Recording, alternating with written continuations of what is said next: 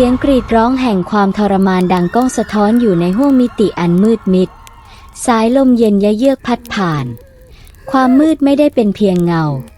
หากแต่เป็นเงื้อมมือของวิญญาณที่ถูกพันธนาการด้วยบาปกรรมเสียงโซ่ตรวนกระทบกันดังก้องร่างที่บิดเบี้ยวและเน่าเปื่อยยังคงดิ้นรนอยู่ในกองเพลิงแห่งกรรมที่นี่ไม่ใช่เพียงแค่สถานที่แห่งการลงทันแต่เป็นแดนที่กรรมทุกเสี้ยวเศษถูกตอบสนองอย่างสมบูรณ์แบบไม่มีเทพองค์ใดจะช่วยไถ่ถอนไม่มีความเมตตาจากสิ่งศักดิ์สิทธิ์มีเพียงเสียงตัดสินจากกฎแห่งกรรมที่ไร้ปราณีนี่คือนรกอเวจีอันมืดมนสถานที่ที่แม้แต่เงาก็ไม่อาจหลบหนีและผู้ที่ย่างก้าวเข้ามาไม่มีวันได้กลับไปสวัสดีค่ะทุกท่านวันนี้แสงธรรมนำใจเล่าเรื่องรวมตอนเกี่ยวกับเรื่องนรกในสมัยพุทธกาลมาให้ฟังให้ชมกันยาวๆอีกแล้วค่ะแต่ละตอนบอกไว้ที่ใต้คลิปแล้วนะคะว่ามีอะไรบ้างพร้อมแล้วไปกันค่ะ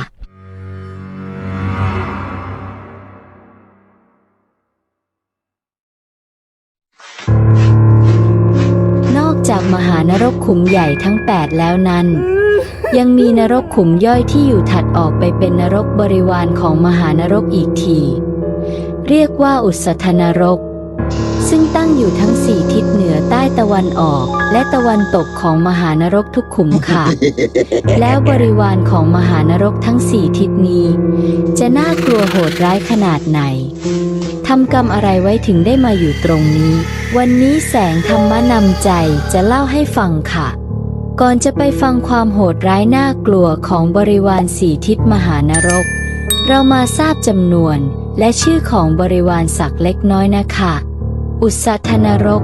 คือนรกที่เป็นขุมบริวารเราเรียกลักษณะของอุสธนรกว่าขุมเช่นเดียวกับมหานรกอุสธนรกมีขนาดเล็กกว่ามหานรกและการทันทรมานก็เบาบางกว่ามีความทุกข์น้อยกว่าไฟนรกก็ร้อนแรงน้อยกว่ามหานรกและยังพอมีเวลาว่างเว้นจากการทันทรมานบ้างเล็กน้อยค่ะมหานรกเหมือนเป็นประธานของนรกทั้งปวงมหานรกขุมหนึ่งจะมีอุสธนรกตั้งอยู่โดยรอบทั้ง4ทิศทิศละ4ขุมรวมเป็น16ขุมเมื่อรวมอุสธนรกที่เป็นบริวารของมหานรกทุกขุมแล้วจะมีจำนวนทั้งหมด128ขุมอุสธนรกทั้ง4ขุมในแต่ละทิศมีชื่อเรียกของตัวเองซึ่งเป็นชื่อเหมือนกันกับอุสธนรกในทิศอื่นๆและเป็นเช่นนี้กับมหานรกทุกขุมต่างกันแต่เพียงความหนักเบาของทุกโทษเท่านั้นอุสธนรกทั้ง4ขุมในทิศหนึ่งมีชื่อดังเรียกต่อไปนี้ค่ะขุมที่1ภูทนรกคือนรกอุจจาระเน่าสัตว์นรกทั้งหลายที่ยังมีอกุศลกรรมเหลืออยู่ถึงแม้พ้นจากมหานรกแล้วแต่ก็ยังไม่หลุดพ้นจากวงจรนรกต้องเสวยทุกข์ต่อไปคือคูทนรกจะถูกทรมานอยู่ในนรกอุจจาระลักษณะของคูทนรกเต็มไปด้วยหมู่หนอนมีปากแหลมดังเข็มตัวอ้วนพีใหญ่เท่าช้างเมื่อสัตว์นรกตกลงมาสู่คูทนรกเจ้าหนอนนรกจะแสดงอาการดีอกดีใจเข้ามาล้อมเกาะกัดกินเนื้อของสัตว์นรกนั้นอย่างอร่อยจนเหลือแต่กระดูกแล้วก็แทะกระดูกเข้าไปอีกหนอนบางตัวมีขนาดเล็กก็จะคลานชอนชัยเข้าไปในปากกัดกินปอดตับม้ามไตหัวใจกระเพาะแล้วก็ออกทางทวารด้านล่างและด้านบนเป็นอย่างนี้จนกว่าจะสิ้นกรรมขุมที่2กุกกุลนรกคือนรกขี้เถ้าร้อนครั้นพ้นจากกำแพงของคูทนรกแล้วนั้นสัตว์นรกทั้งหลายที่ยังมีอกุศลกรรมเหลืออยู่ถึงแม้พ้นจากนรกอุจจาระเน่าแล้วยังต้องถูกทรมานในนรกขุมบริวารอันดับที่2คือกุกกุลนรกซึ่งตั้งอยู่ติดต่อกับคูทนรกลักษณะของกุกกุลนรกเต็มไปด้วยเถ้าร้อนสำหรับเผาสัตว์นรกทั้งหลายให้ได้รับทุกขเวทนาอันแก่กล้าถูกเถ้าเผาสรีระให้ย่อยยับละเอียดเป็นจุลเมื่อเศษบาปกรรมยังไม่สิ้นตราบใดก็ต้องตายเกิดตลอดกาลนานจนกว่าจะสิ้นกรรมขุมที่3อสิปัตตนรกคือนรกป่าไม้ดาบใ รั้นพ้นจากกำแพงของกุกุลนรกแล้วนั้นสัตว์นรกทั้งหลายที่มีอกุศลกรรมเหลืออยู่นั้นถึงแม้พ้นจากนรกขี้เถ้าร้อนแล้วนั้นจะต้องเจอนรกขุมบริวารอันดับที่3คืออสิปัตตนรกก็ยังต้องถูกเบียดเบียนอยู่ในนรกป่าไม้ใบดาบซึ่งอยู่ติดต่อกับกุกุลนรกลักษณะของอสิปัตตนรกจะมีลักษณะเป็นเหมือนอุทยานมีต้นไม้คล้ายกับมะม่วงเมื่อสัตว์ที่ยังไม่หมดสิ้นกำชวนกันไปเดินเล่นในอุทยานนี้เห็นมีต้นไม้ใหญ่ตั้งใจว่าจะไปนั่งอยู่ใต้ร่มไม้นั้นแต่พอเข้าไปยังไม่ทันจะได้นั่งดั่งใจต้องการก็มีลมพัดมาอย่างแรงใบมะม่วงก็หลุดและปลิวลงมากลายเป็นหอกเป็นดาบทิ่มแทงร่างของสัตว์นรกเหล่านั้นจนแขนขาดคอขาดขาขาดมีแผลเวอะหวะเต็มไปทั่วร่างกายเลือดแดงฉานออกมาจากนั้นก็มีสุนัขนรกร่างกายใหญ่โตเท่าช้างสารวิ่งมากัดกินเลือดเนื้อของสัตว์นรกนั้นจนเหลือแต่กระดูกจากนั้นยังมีแร้งนรกซึ่งมีปากเป็นเหล็กตัวโตประมาณเท่าเกวียนเท่ารถ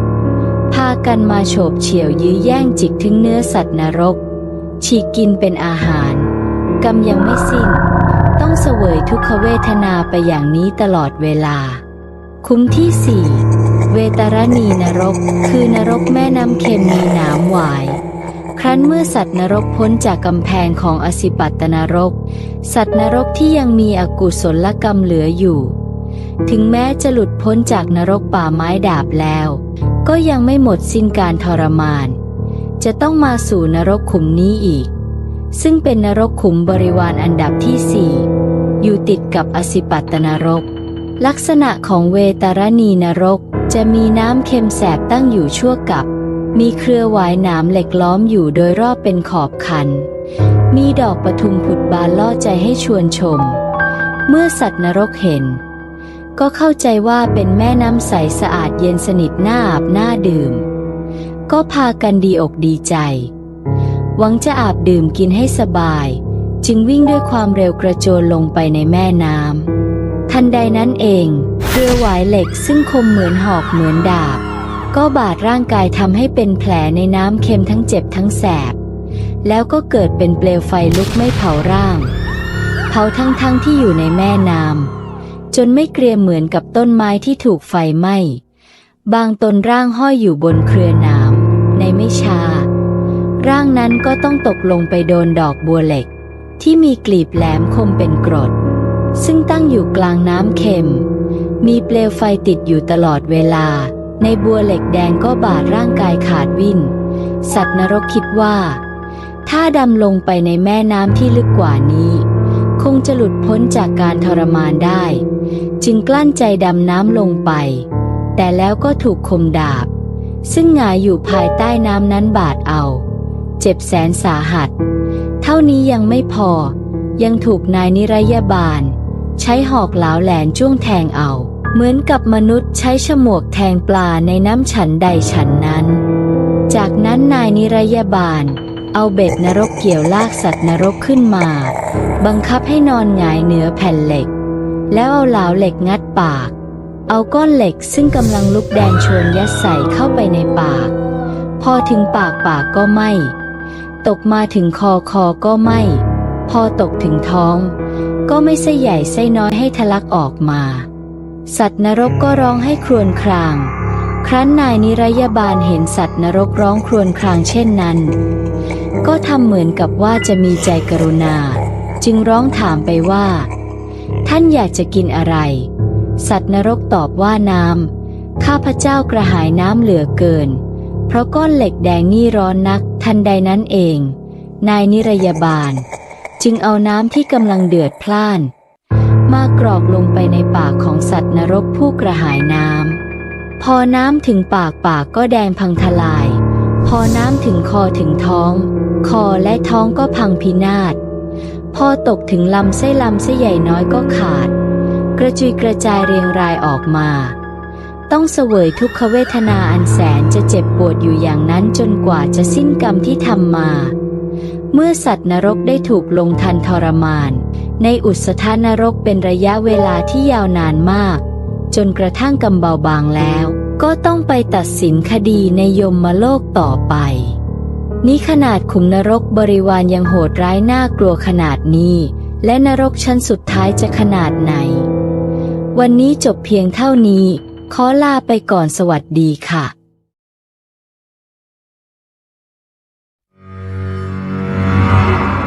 ท่านผู้ฟังคงเคยได้ยินประโยคนี้กันประจำเดี๋ยวจะจดชื่อลงบัญชีหนังหมาถ้าหากว่าทำผิดอะไรลงไปแต่เคยสงสัยไหมว่าทำไมต้องจดลงบัญชีหนังหมาด้วยวันนี้แสงธรรมนำใจเล่าเรื่องจะเล่าให้ฟังค่ะเรื่องนี้หากไปค้นดูก็ปรากฏการจดบัญชีหนังหมาสำหรับบุคคลที่กระทำผิดที่อยู่ในหนังสือไตรภูมิกถาหรือไตรภูมิพระร่วงค่ะวรรณกรรมเก่าแก่สมัยสุโขทัยที่บอกเล่าเรื่องราวเกี่ยวกับจักรวาลวิทยาจริยศาสตร์ความเชื่อเรื่องพุทธศาสนาในหนังสือกล่าวไว้ว่าและมีเมืองพระยายมราชนั้นใหญ่นักหนาอ้อมรอบประตูนรกนั้นทั้งสี่ประตูนรกท่วนทุกนรกนั้นพระยายมราชนั้นโศกทำนักหนาพิจารณาถ้อยความอันใดด้วยอันซื่อแลชอบทำทุกอันทุกเมื่อผู้ใดตายย่อมไปว่าพระยายมราชก่อนพระยายมราชชิงถามผู้นั้นว่ามึงยังได้กระทำบุญกระทำบาปอันใดมึงเร่งคำนึงดูแลมึงว่าโดยสัตย์โดยจริงเมื่อนั้นเทวดาทั้งหลายสี่องค์อันแต่งมาซึ่งบัญชีบุญแลบาปแห่งคนทั้งหลายนั้นก็ไปอยู่ในแห่งนั้นด้วยแลถือบัญชีอยู่ผู้ใดกระทำบุญอันใดเทวดานั้นเขียนชื่อผู้นั้นใส่ในแผ่นทองสุกแล้วทูลใส่เหนือหัวไปถึงพระยายมราชพระยายมราชก็จบใส่หัวแล้วก็สาธุการอนุโมทนายินดีด้วยแล้วก็วางไว้ในแท่นทองอันประดับด้วยแก้วสัตตพิธรัตนะและมีรัศมีอันสวยมากผู้ใดกระทำบาปเทวดานั้นก็ตราบัญชีลงในแผ่นหนังหมาแลเอาไว้แห่งหนึ่งเมื่อพระยายมราชถามดังนั้นผู้ใดกระทำบุญด้วยอำนาจบุญผู้นั้นหากรำเพิงรู้ทุกอันแลกล่าวแก่พระยายมราชว่าข้าได้กระทำบุญกระทำธรรมดังนั้นเทวดาถือบัญชีนั้นก็เอาบัญชีนั้นมาดูที่หมายบัญชีไว้ในแผ่นทองนั้นก็ดุจคำอันเจ้าตัวกล่าวนั้นพระยายมราชก็เชิญให้ขึ้นไปสู่สวรรค์อันมีวิมานทองประดับด้วยแก้ว7ประการและมีนางฟ้าเป็นบริวารและมีบริโภคเทียนย่อมทิพย์และจะกล่าวถึงความสุขนั้นมิได้เลยและผู้ใดกระทำบาปนั้นมันคำนึงดูตนมันเองนั้นและมันมิอาจบอกบาปนั้นได้เลยเทวดานั้นเอาบัญชีในแผ่นหนังหมามาอ่านให้มันฟังมันได้ฟังบัญชีนั้นมันจึงสารภาพว่ามีจริงพระยายมราชและเทวดานั้นจึงบังคับแก่ฝูงยมพบาลให้เอามันไปโดยกำลังบาปกรรมมันอันหนักอันเบานั้นและบังคับอันควรในนรกอันหนักและเบานั้นและความทุกขเวทนาแห่งเขานั้นจักกล่าวนับไม่ถ้วนได้เลยจะเห็นว่าเมื่อคนตายไปแล้วต้องอ่านความผิดที่สลักไว้ในบัญชีหนังมาซึ่งอาจจะเป็นเหตุผลที่ทำให้ต่อมาคนจำข้อมูลในนั้นแล้วนำมาใช้ขณะเดียวกันก็ไม่ได้มีเพียงคนที่กระทำความผิดเท่านั้นเพราะคนที่มีบุญติดตัวมาตั้งแต่ยังไม่ตายก็จะโดนจดความดีไว้ในแผ่นทองสุกเช่นกันเป็นที่มาของคำว่าบัญชีหนังหมาที่เราใช้นั่นเองค่ะขอเพิ่มเติมข้อมูลอีกสักหน่อยค่ะในกรณีที่บุคคลใดไม่อาจระลึกถึงกุศลกรรมใดๆของตนเองได้จนเป็นเหตุให้พระยายมต้องตรวจสอบด้วยตนเองนั้นในไตรภูมิพระร่วงระบุว่าเป็นบัญชีบันทึกบาปบุญซึ่งมีเทวดา4องค์เป็นผู้ถือรักษาดูแลเมื่อพระยายมมีประสงค์เรียกตรวจสอบดูบาปบุญของบุคคลซึ่งไม่อาจระลึกได้ถึงกุศลกรรมใดๆของตนเทวดาผู้ดูแลบัญชีจะยื่นส่งให้พระยายมทำการตรวจสอบโดยบัญชีบาปบุญทั้ง2ชนิดบัญชีบาปบันทึกลงในแผ่นหนังสุนัข น่าจะเกิดจากอำนาจอกุศลกรรมที่บันดาลให้บัญชีกลายเป็นของหยาบดุจหนังสุนัขเรียกว่าสุวรรณบัญชีบัญชีบุญบันทึกลงในแผ่นทองหน้าจะเกิดจากอำนาจกุศลกรรมที่บันดาลให้บัญชีกลายเป็นของบริสุทธิ์ดุจแผ่นทองเรียกว่าสุวรรณบัญชีสุวรรณบัญชีนี้น่าจะเป็นบันทึกซึ่งอยู่ในระบบการจัดเก็บของท้าวมหาราชทั้งสี่คือสี่เท้าจตุโลกบาลซึ่งนำไปเก็บรักษาไว้ณสุธรรมาเทวสภาบนสวรรค์ชั้นดาวดึงส์โดยรายละเอียดการจะจัดเก็บลงในแผ่นทองนี้เทวดาตรวจดูโลกมนุษย์มีรายละเอียดดังนี้ทุกวัน8 ค่ำท้าวสกเทวราชจะมีบัญชาถึงท้าวมหาราชทั้งสี่ไปยังมนุษย์โลกเพื่อจดเอาชื่อและโคดของมนุษย์ที่ทำบุญมาท้าวมหาราชทั้งสี่นั้นก็จะกลับไปบัญชาเหล่าเทวดาบริวารขอองค์ตนเองให้ท่องเที่ยวไปมนุษยโลกเขียนชื่อและโคดและมนุษย์ที่ทำบุญลงในแผ่นทองแล้วนำกลับมาบริวารเหล่านั้นทำตามคำบัญชาในวัน8 ค่ำปาริจาริกเทวดาเหล่านั้นท่องเที่ยวไปเขียนชื่อและโคดของมนุษย์ผู้ทำบุญลงในแผ่นทองแล้วนำมาถวายท้าวมหาราชทั้งสี่ค่ะและถึงขนาดกองเสือป่าและลูกเสือที่เป็นกองกำลังอาสาสมัครแห่งรัชสมัยพระบาทสมเด็จพระมงกุฎเกล้าเจ้าอยู่หัว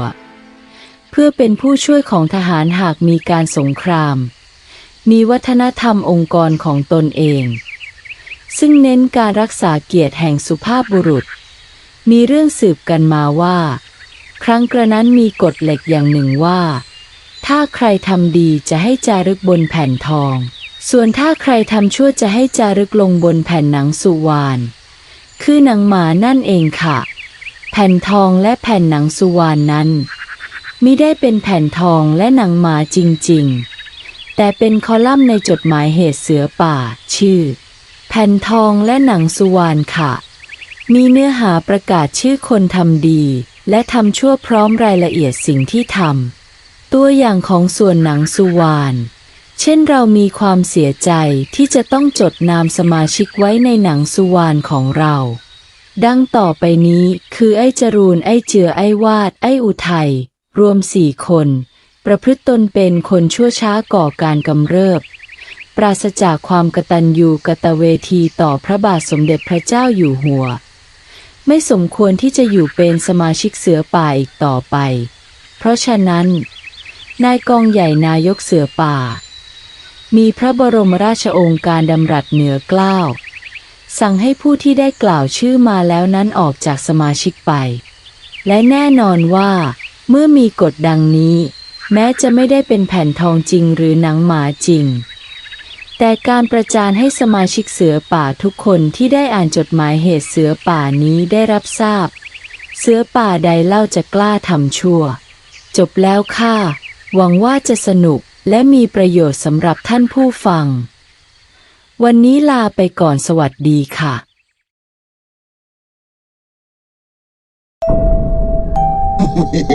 สวัสดีค่ะท่านผู้ฟังวันนี้แสงธรรมนำใจเล่าเรื่อง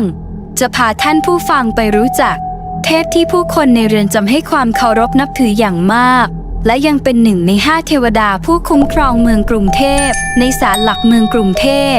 ท่านยังเป็นผู้ที่ทำหน้าที่บันทึกกรรมของสิ่งมีชีวิตทั้งมวลในโลกเพื่อเป็นข้อมูลในการพิจารณาดวงวิญญาณว่าจะได้ขึ้นสวรรค์หรือลงนรกนั้นล้วนแล้วแต่เกิดขึ้นจากท่านผู้นี้ที่มีนามว่าพระจิตรคุปหรือเจตคุปและยังเป็น1 ในเรื่องราวที่น่าสนใจเชิงสัญลักษณ์ของการย้ำเตือนตนเองของมนุษย์ว่าเมื่อมีโอกาสเกิดมาเป็นมนุษย์ทั้งทีจงกระทำแต่สิ่งที่ดีงามเพราะเมื่อไหร่ที่ทำความผิดความชั่วร้ายแม้จะไม่มีใครเห็นแต่ก็ไม่มีทางที่หลุดรอดพ้นจากสายตาของพระเจตคุปไปได้และในที่สุดเมื่อถึงเวลาอันสมควรผลกรรมที่เคยทำเอาไว้เหล่านั้นก็ย้อนกลับมาหาตัวเองในท้ายที่สุดหรือที่เรียกกันว่ากรรมตามทันนั่นเองพระจิตรคุปคนไทยเรียกว่าเจ้าพ่อเจตคุปหรือเจตคุปในทะเบียนแห่งยมโลก หากอิงตามหลักทักษะพยากรณ์และเลขศาสตร์ของผู้ที่เกิดวันอาทิตย์ชื่อจิตรคุปมีความหมายถึงผู้มีความดีคุ้มครองในขณะที่ความหมายจากพจนานุกรมแปลของอาจารย์เปลื้องและนครจิตรคุปจะมีความหมายถึงผู้จดกรรมดีและกรรมชั่วของสรรพสัตว์การถือกำเนิดของพระจิตรคุปหรือพระเจตคุปมีฐานะเป็นเทวดาองค์หนึ่งของศาสนาฮินดูทำหน้าที่เป็นนายรักษาทะเบียนและที่ปรึกษาของพระยมเรื่องราวของพระเจตคุปตามความเชื่อของศาสนาฮินดูได้เริ่มต้นขึ้นหลังจากที่พระพรหมทรงสร้างมนุษย์วรรณะทั้ง4อันได้แก่ พราหมณ์กษัตริย์ แพทย์และสุธรขึ้นบนโลกหลังจากนั้นได้ทรงมีพระบัญชาให้พระยมหรือพระพยายมบาลทำการรักษาทะเบียนการกระทำของทุกสรรพชีวิตทั้งในโลกเบื้องสูงสวรรค์และโลกเบื้องต่ำโลกมนุษย์แม้พระยมจะยอมรับหน้าที่โดยดีแต่ก็ตัดพ้อว่าต้องทำอย่างไรจึงจะสามารถรักษาทะเบียนกรรมของทุกชีวิตในโลกที่มีจำนวนมากมายมหาศาลได้ข้าแต่พระผู้เป็นเจ้าฉะไหนเลยข้าจะรักษาทะเบียนกรรมของสิ่งมีชีวิตซึ่งเกิดในกลัดคโยนีทั้ง84ตลอดทั้งตรีโลกได้เล่าพระยมตัดพ้อคำถามของพระยมทำให้พระพรหมต้องทำสมาธิใคร่ครวญเป็นเวลานานกว่า 11,000 ปีครั้นลืมพระเนตรขึ้นปรากฏบุรุษในหนึ่งถือปากกาขวดหมึกและสะพายดาบเอาไว้กับสะเอวอยู่เบื้องหน้าเมื่อเห็นเช่นนั้นพระพรหมจึงได้ทรงตรัสขึ้นว่าเจ้าเกิดขึ้นแต่กายข้าและนั้นเกิดขึ้นในห้วงคำนึงของแห่งข้าและในความลับอันดำมืดเจ้าจงมีนามว่าจิตรคุปเถิดหลังจากนั้นจิตรคุปจึงได้รับมอบหมายหน้าที่จากพระพรหมให้ทำหน้าที่เป็นผู้ช่วยเป็นนายทะเบียนของพระยมในการทำทะเบียนของสิ่งมีชีวิตทั้งมวลในโลกนับตั้งแต่นั้นสืบมาจนถึงปัจจุบันพระจิตรคุปเป็นหนึ่งในบริวารของพระยม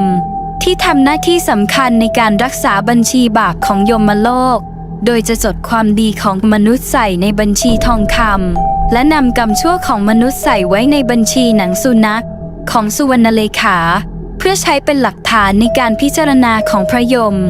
ในบางครั้งพระจิตรคุปยังอาจแอบให้คำแนะนำกับวิญญาณของสาวกที่ให้ความเคารพนับถือตนเองก่อนที่จะถูกตัดสินว่าจะได้ไปนรกหรือสวรรค์ก่อนดังเช่นตัวอย่างกรณีของสิงหวิกรมดังเรื่องเล่าดังต่อไปนี้ค่ะสิงหวิกรมถูกพระยมเครื่องยมบาทคล้องปราณพาไปพิพากษาที่นรกก่อนที่จะเริ่มทำการพิพากษา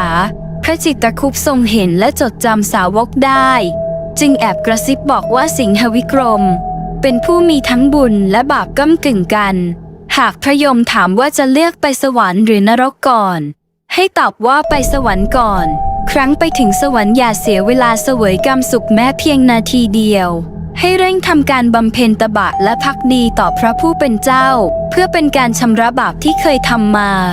ซึ่งจะเป็นทางรอดพ้นจากนรกชั่วนิรันดร์ในคัมภีร์ครุฑปุราณะบันทึกเอาไว้ว่าพระจิตรคุปเป็นผู้ที่ประดิษฐ์อักษรขึ้นมาทำให้มนุษย์มีตัวอักษรใช้โดยมีบทสรรเสริญจิตรคุปบันทึกเอาไว้ว่าอภิวาทจิตรคุปผู้ประสาทอักษรและในวันเกิดขององค์จิตรคุปถูกเรียกว่าวันยมทวิติยะผู้ที่เลื่อมใสในจิตรคุปจะทำการจัดงานรื่นเริงต่างๆโดยมีพิธีกรรมหลักที่เรียกกันว่าจิตรคุปตชยานตีบูชาพระเจตคุปเจ้าพ่อแห่งเรือนจำกรมราชทัณฑ์ให้ความเคารพนับถือพระเจตคุปเป็นอย่างมากเพราะเชื่อว่าพระเจตคุปช่วยสร้างขวัญกำลังใจให้กับเจ้าหน้าที่และยังเป็นสัญลักษณ์คอยย้ำเตือนว่าให้ผู้ต้องขังให้ยำเกรงต่อการทำความผิดจึงได้มีการสร้างรูปปั้นของพระเจตคุปในฐานะของเทพารักษ์รักษาเรือนจำซึ่งอาจเป็นเหมือนกับเป็นการเปรียบเปรยว่าที่จริงแล้วคุกก็คือนรกบนดินที่คอยกักขังปีศาจร้ายไม่ให้ออกไปทำร้ายคนดีในขณะเดียวกันยังเชื่อว่าพระเจตคุปทำหน้าที่ในการช่วยป้องกันไม่ให้เหล่านักโทษที่ในสมัยก่อนที่ชำนาญเวทมนต์คาถาและไสยศาสตร์ที่อาจนำมาใช้หลบหนีออกจากคุกอีกด้วยเรือนจำกลางบางขวางจังหวัดนนทบุรีให้การสักการะพระเจตคุปมากเป็นพิเศษโดยมีการตั้งศาลบูชาพระเจตคุปเอาไว้บริเวณต้นโพลือกันว่าในสมัยก่อน ผู้คุมจะพานักโทษประหารไปไหว้พระเจตคุปก่อนนำตัวเข้าหลักประหารเหมือนกับการพาไปแนะนำตัวกับพระเจตคุปก่อนที่จะส่งตัวไปให้กับพระยมอย่างไรก็ตามในปีพุทธศักราช 2542 ได้มีข่าวลือที่น่าสนใจเกี่ยวกับนักโทษประหารหญิงรายหนึ่งที่มีคดีเกี่ยวพันกับยาเสพติดและอื่นๆมากถึง 13 คดี เมื่อเจ้าหน้าที่ได้นำตัวไปไหว้ศาลพระเจตคุปนักโทษหญิงคนนั้นได้บอกกล่าวกับศาลว่าจะขอกลับมาหลอกหลอนคนที่ทำให้ต้องติดคุกและถูกประหารซึ่งในปีเดียวกันนั้นเองที่เจ้าหน้าที่บางขวางหลายคนขอทำการย้ายไปอยู่เรือนจำอื่นอย่างเป็นปริศนามาจนถึงปัจจุบันพระเจตคุปยังเป็นหนึ่งใน5 เทพารักษ์ผู้คุ้มครองเมืองกรุงเทพอีกด้วยภายในศาลหลักเมืองกรุงเทพยังมีการประดิษฐานรูปปั้นของเทพารักษ์5 องค์ที่ทำหน้าที่ในการปกป้องเมืองให้อยู่เย็นเป็นสุขโดยพระเจตคุปเองก็เป็นหนึ่งในนั้นมีลักษณะเป็นรูปเทพารักษ์จำหลักด้วยไม้ปิดทองทั้งองค์สูง133 เซนติเมตรประทับยืนบนแท่นพระเศียรทรงมงกุฎยอดชัยสวมสนับเพลามีเชิงนุ่งภูษาด้วยห้อยหน้าประดับด้วยสุวรรณกระถอบคาดปั้นเหน่งต้นพระพาหารัตน์ด้วยพาหุรัตน์ใส่สังวรตับทิศทับสวงสวมทองพระกรทองพระบาทฉลองพระบาทพระหัตถ์ขวาถือเหล็กจานพระหัตถ์ซ้ายถือใบลานอักขรสันทนาสำหรับใช้จดความชั่วร้ายของชาวเมืองที่ตายไปจบแล้วค่ะเรื่องเล่าที่มาและตำนานของพระเจตคุปส่วนวันนี้ขอไปไหว้พระที่ศาลหลักเมืองก่อนและพบกันใหม่สวัสดีค่ะ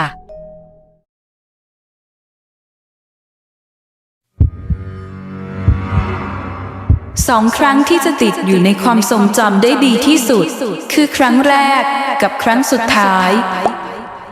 49 วันหลังความตายคนตายไปไหนบ้างและคนเป็นควรจัดพิธีงานศพและทำบุญแบบไหนวันนี้แสงธรรมนำใจจะเล่าให้ฟังค่ะพร้อมแล้วไปกันเลยมนุษย์ที่มีจิตวิญญาณเมื่อได้สิ้นลมปราณวิญญาณไปอยู่ที่ไหนมนุษย์เมื่อตายแล้วภายใน49 วันวิญญาณผู้นั้นก็จะไปรายงานตัวยังยมโลกผู้ที่ตอนมีชีวิตประกอบแต่กรรมดีพอไปถึงยมโลกเทวทูตก็จะพาไปส่งที่บนสวรรค์ส่วนผู้ที่ตอนมีชีวิตอยู่ชอบก่อกรรมทำชั่วกรรมนั้นตนก็ต้องเป็นผู้รับต้องถูกส่งไปจองจำที่นรกเสวยทุกข์ทรมานถึงตอนนี้จึงเพิ่งรู้ว่าพอมัจจุราชมาหาทุกอย่างพาไปไม่ได้มีแต่บาปกรรมติดตัวเท่านั้นแต่สำนึกได้ก็สายไปแล้วจึงขอแจกแจงความแตกต่างชีวิตหลังความตายของวิญญาณผู้ประกอบกรรมดีและชั่วเพื่อเป็นอุทาหรณ์เตือนใจดังต่อไปนี้7 วันรอบแรกวิญญาณผู้ตายต้องเดินผ่านดงหมาป่าซึ่งมีฝูงหมาป่าดุร้ายเหมือนเสือขวางทางอยู่เมื่อวิญญาณบาปไปถึงก็เกิดความหวาดกลัวไม่กล้าเดินต่อไปฝูงหมาป่าก็เข้ารุมล้อมกระโจนเข้าขย้ำขบกัดวิญญาณบาปจนเลือดท่วมตัวกรีดร้องโหยหวนด้วยความเจ็บปวดทุกขเวทนาส่วนวิญญาณผู้ประกอบกรรมดีเมื่อมาถึงดงหมาป่าก็จะมีหมู่เทวทูตมาคอยพิทักษ์คุ้มครองพวกหมาป่าได้แต่มองนิ่งเฉยไม่กล้าทำอะไรจึงผ่านไปได้โดยปลอดภัย7 วันรอบที่ 2เมื่อวิญญาณผู้ตายมาถึงด่านประตูผีเจ้าหน้าที่ผู้รักษาด่านเมื่อเห็นเป็นวิญญาณบาปก็จะทุบตีทิ่มแทงอย่างไม่ปราณีประสัยและยังมีพวกเจ้ากรรมนายเวรพากันตามมาทวงหนี้เวรกรรมส่วนวิญญาณผู้ประกอบกรรมดีเมื่อมาถึงด่านประตูผีจะได้รับการต้อนรับให้ผ่านไปโดยดี7 วันรอบที่ 3เมื่อวิญญาณผู้ตายมาถึงยมโลกถ้าเป็นวิญญาณบาปก็จะถูกล่ามโซ่ตรวนนำไปอยู่ตรงหน้าหอกระจกส่องกรรมภาพการทำบาปต่างๆก็จะปรากฏขึ้นเองอย่างอัตโนมัติเหมือนกับฉายภาพยนตร์เสร็จแล้วก็จะถูกคุมตัวไปรับการพิจารณาโทษถึงตอนนี้วิญญาณบาปจะเริ่มสำนึกผิดแต่ก็สายไปเสียแล้วส่วนวิญญาณผู้ประกอบกรรมดี เมื่อมาถึงที่แห่งนี้จะได้รับการต้อนรับอย่างดี มีเจ้าหน้าที่พาไปท่องเที่ยวนรกขุมต่างๆและดูสภาพของญาติมิตรที่ทำบาปกำลังรอคอยการพิจารณาตัดสินความผิด 7 วันรอบที่ 4 มาถึงภูเขากระดาษเงินกระดาษทอง การจะขึ้นไปที่ภูเขากระดาษเงินกระดาษทองนี้ยากลำบากมากภูเขากระดาษเงินกระดาษทองนี้คือกระดาษเงินกระดาษทองที่คนในเมืองมนุษย์หลงงมงายเผาส่งไปให้กองสุ่มทับถมกันจนเป็นภูเขาเหล่ากาซึ่งตามความเป็นจริงแล้วแม้ผู้ตายจะได้รับก็ไร้ประโยชน์ 7 วันรอบที่ 5 วิญญาณผู้ตายมาถึงหอดูบ้านเดิมได้เห็นลูกหลานคนในครอบครัวต่างไว้ทุกข์ด้วยความเศร้าโศกเสียใจ ถึงตอนนี้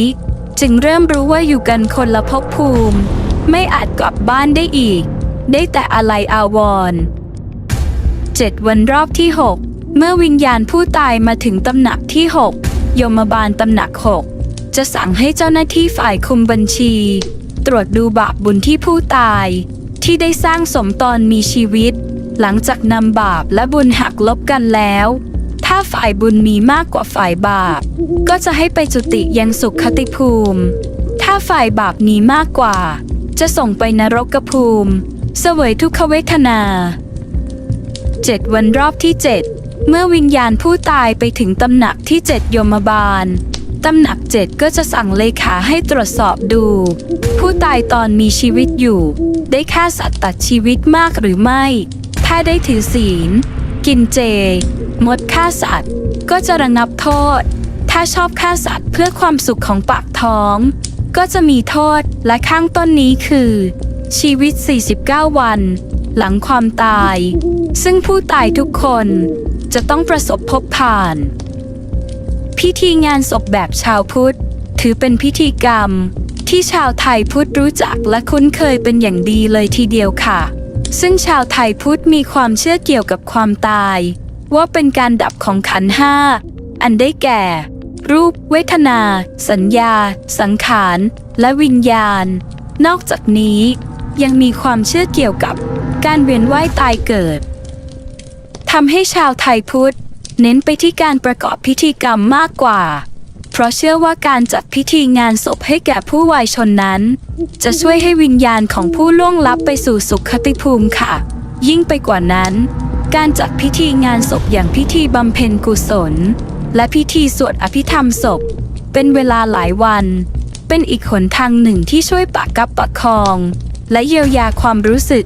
ของบุคคลในครอบครัวหรือญาติสนิทมิตรสหายที่ยังมีชีวิตอยู่ให้คลายความโศกเศร้าจากการสูญเสียบุคคลอันเป็นที่รักลงได้บ้างและยังทำให้ได้ตระหนักถึงความไม่เที่ยงแท้แน่นอนของสังขารอีกด้วยค่ะ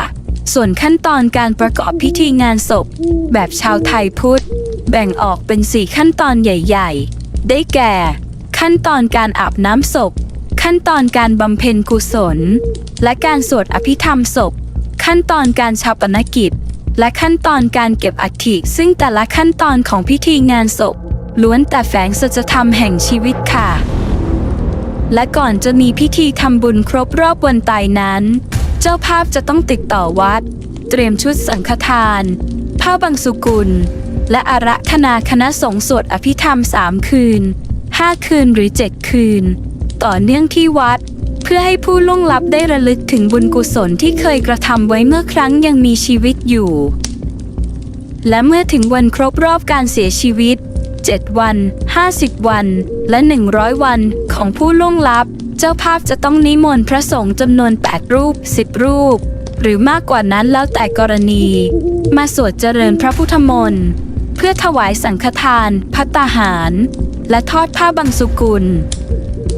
เพื่อส่งผลบุญให้กับผู้ล่วงลับค่ะแต่หากเจ้าภาพต้องการเลื่อนพิธีทำบุญครบรอบวันตายออกไปก็สามารถเลื่อนวันทำบุญได้ถ้าหากมีเหตุจำเป็นแต่โดยทั่วไปแล้วจะนิยมเลื่อนวันทำบุญเข้ามาซะมากกว่าค่ะชีวิตแสนสั้นอยู่กันไม่นานก็ลาจากชีวิตเหมือนน้ำค้างสดใสในยามเช้าพอยามสายก็หายไป ชีวิตเหมือนพยับแดดมองไกลๆเหมือนมีตัวตนน่าสนใจแต่พอเข้าไปใกล้กลับเหมือนแต่ความว่างเปล่าจบแล้วค่ะกับ49วันหลังความตายที่คนตายไปไหนบ้างหวังว่าเรื่องเล่านี้จะมีประโยชน์สำหรับผู้ฟัง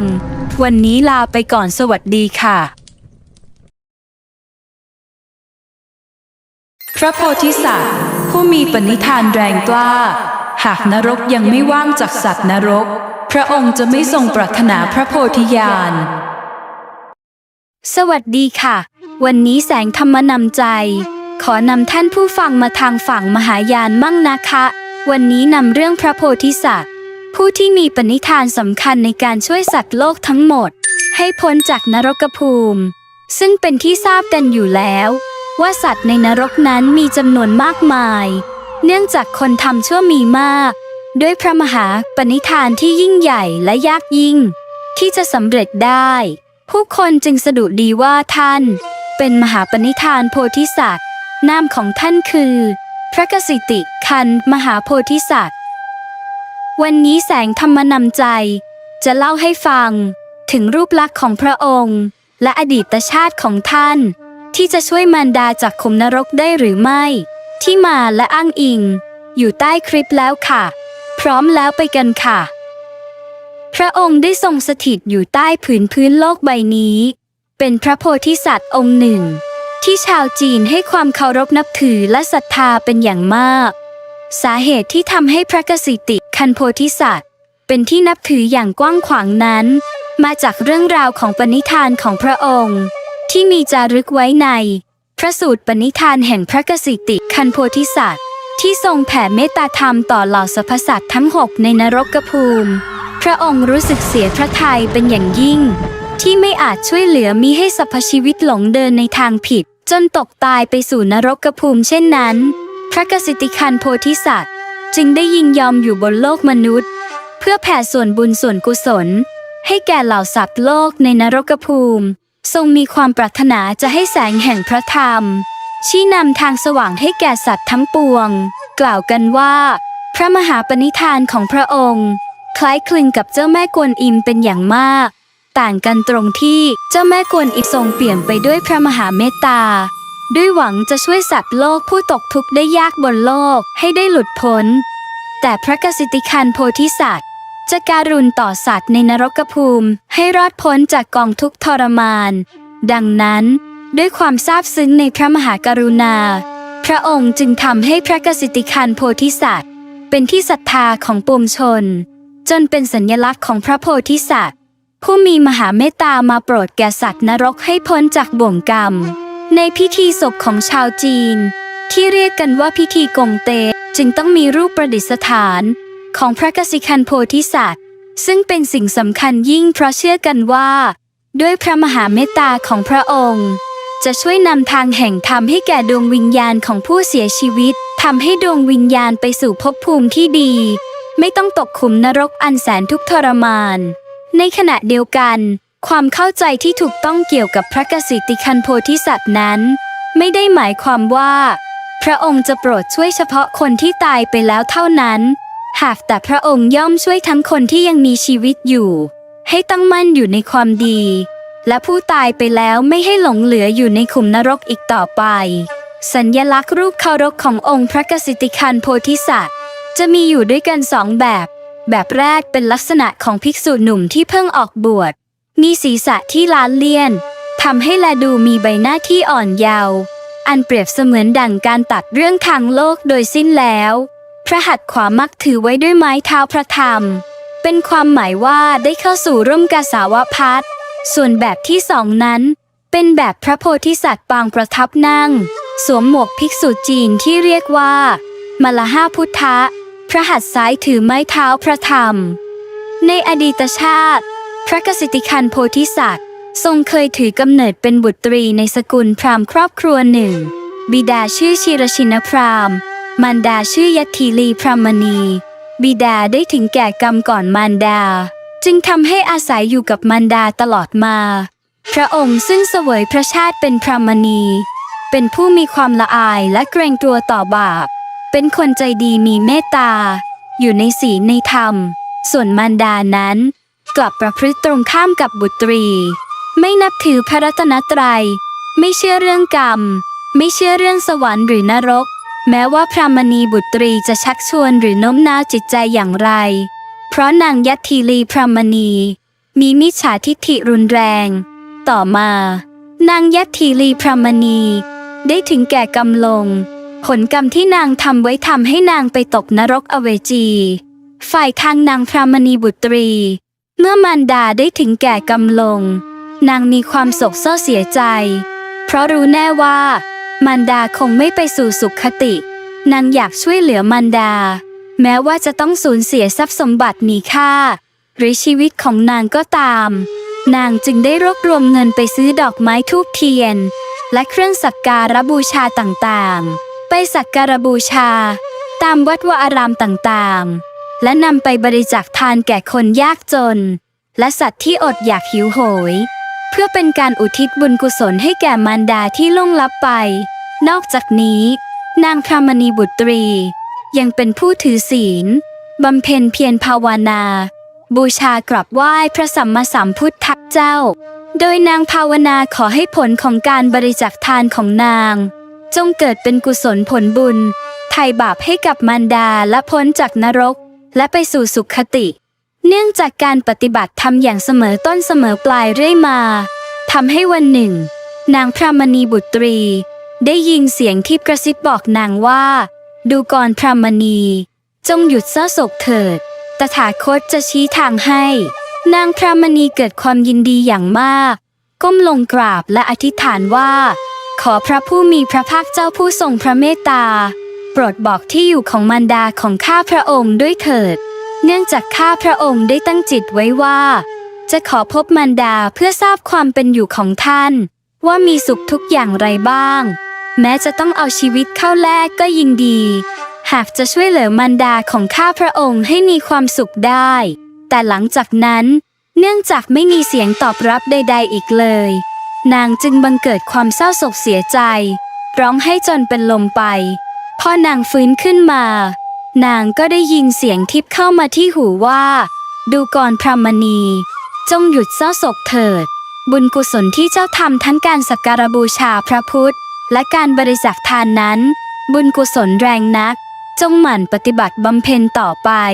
จะบังเกิดผลแก่มารดาดังความปรารถนาทำให้นางดีใจและปิติสุขอย่างมากและอธิษฐานขอให้นางได้พบมารดาดังที่หวังไว้ต่อมานางพรหมณีบุตรีได้นั่งเจริญวิปัสสนากรรมฐานอย่างแน่วแน่บุญกุศลได้ดลบันดาลให้วิญญาณของนางออกจากร่างไปสู่ยังมหาสมุทรแห่งหนึ่งซึ่งน่ากลัวมากน้ำทะเลที่นั่นเป็นน้ำเดือดและมีอสูรระกายตัวใหญ่น่ากลัวกำลังไล่จับมนุษย์ที่ลอยคออยู่ในน้ำจำนวนมากมายนับไม่ถ้วนเพื่อฉีกกินเป็นอาหารน่ากลัวมากจนนางไม่กล้าหันไปมองด้วยความกลัวและสงสารมนุษย์เหล่านั้น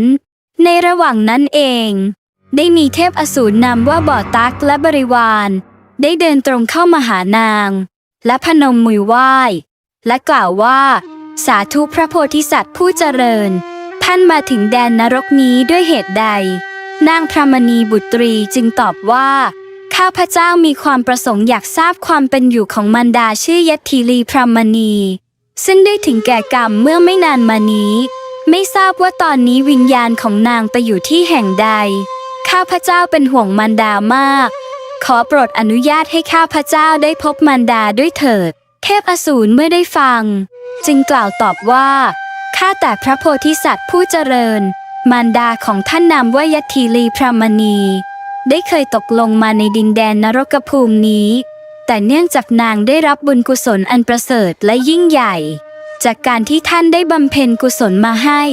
มารดาของท่านได้ไปพ้นจากแดนนรกไปสู่สุขติแล้ว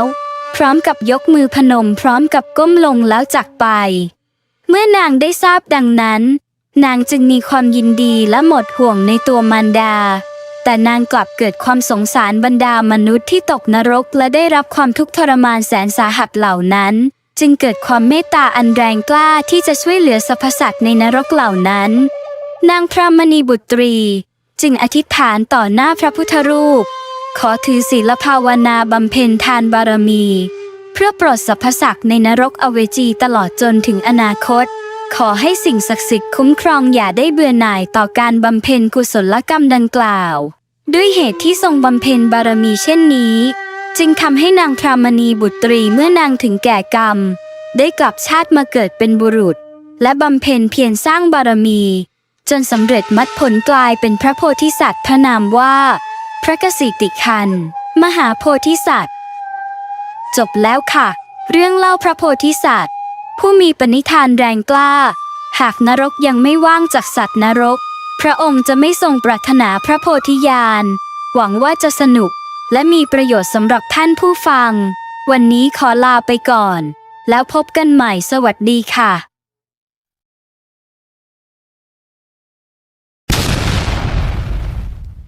คุณรู้หรือไม่ ที่นรกก็มีวันหยุดทำการนะคะ วันนี้แสงธรรมนำใจได้นำเรื่องเล่าจากพระราชพรหมยานของหลวงพ่อฤาษีลิงดำมาเล่าให้ฟังค่ะ เป็นความเชื่อส่วนบุคคลโปรดใช้วิจารณญาณในการรับฟังนะคะ วันปลอดนรกกาลอย่าลืมทำบุญให้ญาติๆกันนะคะ วันปลอดนรกกาลเจ้าหน้าที่นรกปิดกิจงาน3 วัน หลวงพ่อฤาษีวัดท่าทรงสนทนากับลุงพุทธเมื่อครั้งที่เป็นพระยายมราช ท่านบอกว่าวันนี้ผมปลอดภาระนรกกาลครับ รู้จักนรกกาลไหมที่นั่นเขาปลอดนรกกาลถามว่าลุงปลอดกี่วันล่ะ ท่านบอกปลอด3 วัน คือวันขึ้น14 ค่ำขึ้น15 ค่ำกับแรม1 ค่ำก็เลยถามว่าปีหนึ่งมีการปลอดกี่ครั้ง ท่านบอก4 ครั้ง วันเข้าพรรษา วันออกพรรษา วันมาฆบูชา วันวิสาขบูชา หมายความว่าไม่มีการสอบสวนกัน ท่านถามว่าถ้าลุงไม่มีการสอบสวนก็แสดงว่าผู้ที่ตายยังเรียกว่าสัตว์นรกไม่ได้ เพราะเขายังไม่แน่ว่าผิดหรือไม่ผิด ฉะนั้นผู้ที่รอการสอบสวนลุงเขาปล่อยเป็นอิสระใช่ไหม ท่านบอกว่าใช้คำว่าปล่อยนะไม่ถูกเพราะทุกคนเขาเป็นอิสระหมดไม่ถือว่าเป็นนักโทษ แต่ว่าที่เขาไปรวมอยู่ที่นั่นเขาทราบว่าจะมีคนสักคนหนึ่งคอยช่วยเหลือเขาไม่ให้ลงนรก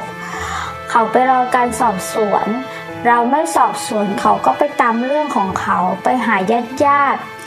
เลยถามว่าในขณะที่เขาออกมาได้อย่างนั้นและถ้าญาติเขาจะบำเพ็ญกุศลจะได้ไหมท่านก็บอกว่าทำบุญอุทิศเฉพาะออกชื่อตรงคนนั้นเลยแต่มันก็ไม่แน่นักบางทีบาปหนาบางทีไม่ได้รับท่านบอกให้ฝากพญายมว่าการอุทิศส่วนกุศลครั้งนี้ถ้าบุคคลนั้นไม่ได้รับขอฝากพญายมไว้ด้วยถ้าพบคนนี้เมื่อไหร่ขอบอกให้เขาโมทนาทันทีถ้าเขาผ่านสำนักผมจะบอกเขาให้โมทนาทันทีเป็นอย่างไรบ้างคะเรื่องเล่านี้สำหรับวันนี้ลาไปก่อนนะคะสวัสดีค่ะ